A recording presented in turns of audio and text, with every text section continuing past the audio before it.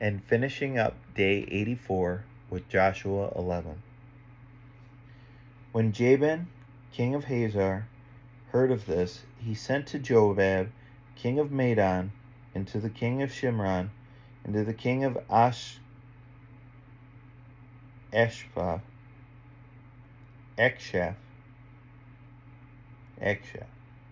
When Jabin, the king of Hazor, heard of this, he sent to Jobab, king of Madon, and to the king of Shimron, and to the king of Akshaph, and to the kings who were in the northern hill country, and in Arabah, south of Shinneroth, and in the lowland, and in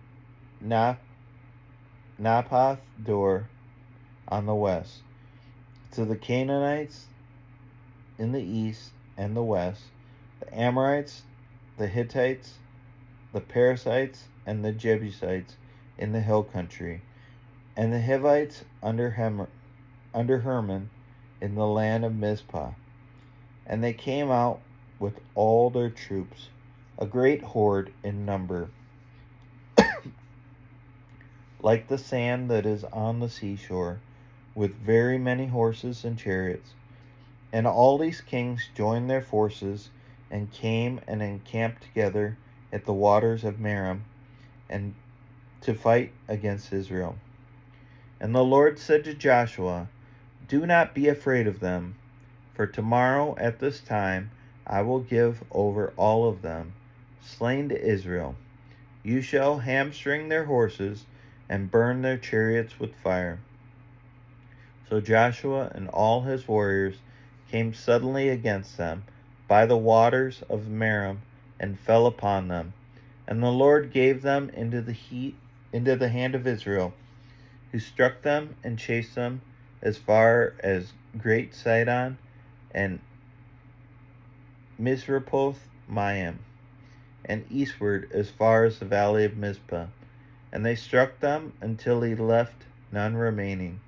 And Joshua did to them just as the Lord said to him. He hamstrung their horses and burned their chariots with fire. And Joshua turned back at that time and captured Hazor and struck its king with the sword. For Hazor formerly was the head of those kingdoms, and they struck with the sword all who were in it, devoting them to destruction. There was none left that breathed, and he burned Hazor with fire. And all the cities of those kings and all their kings Joshua captured, and struck them with the edge of the sword, devoting them to destruction, just as Moses, the servant of the Lord, had commanded. But none of the cities that stood on the mounds did Israel burn, except Hazor alone, that Joshua burned. And all the spoil of these cities and their livestock the people of Israel took for their plunder.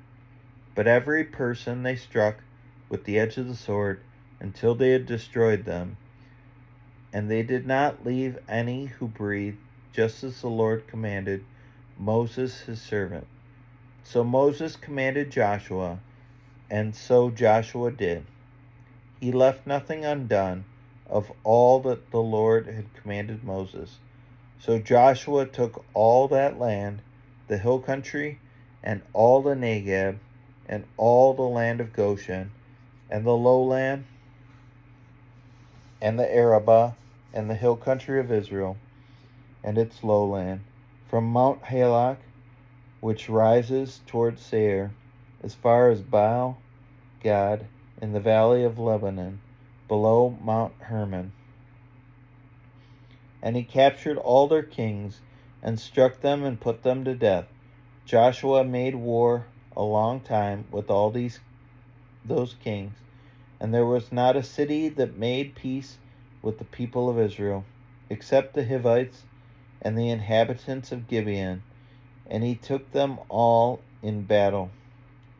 For it was the Lord's doing to harden their hearts, that they should come against Israel in battle. in order that they should be devoted to destruction, and they should receive no mercy, but be destroyed, just as the Lord commanded Moses. And Joshua came at that time to cut off the Anakim from the hill country, from Hebron, from Debir, from Anab, and from all the hill country of Judah, and from all the hill country of Israel. Joshua devoted them to destruction with their cities, and there was none of the Anakim left in the land of the people of Israel. Only in Gaza, in Gath, and in Ashdod did some remain.